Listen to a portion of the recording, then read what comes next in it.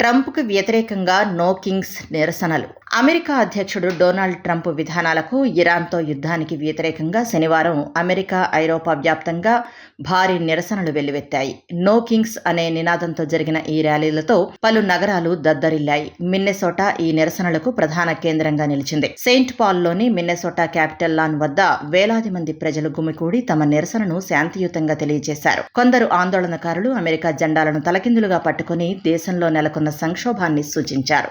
మిన్నెసోటాలో జరిగిన ప్రధాన కార్యక్రమంలో ప్రముఖ గాయకుడు బ్రూస్ స్ప్రింగ్స్టీన్ పాల్గొన్నారు. ట్రంప్ వలస విధానాలకు వ్యతిరేకంగా పోరాడుతున్న ప్రజలకు సంఘీభావంగా ఆయన తన స్ట్రీట్స్ ఆఫ్ మిన్నియాపాలిస్ పాటను ప్రదర్శించారు. ఈ సందర్భంగా మాట్లాడుతూ ప్రజల పోరాటం దేశానికి ఆశను అందిస్తోందని, ఈ ప్రతిగామి పీడికలను కొనసాగనివ్వబోమని స్పష్టం చేశారు. ఈ కార్యక్రమంలో గాయని జోన్ బేజ్, నటి జేన్ ఫోండా, సెనేటర్ బెర్నీ శాండర్స్ వంటి ప్రముఖులు కూడా పాల్గొన్నారు.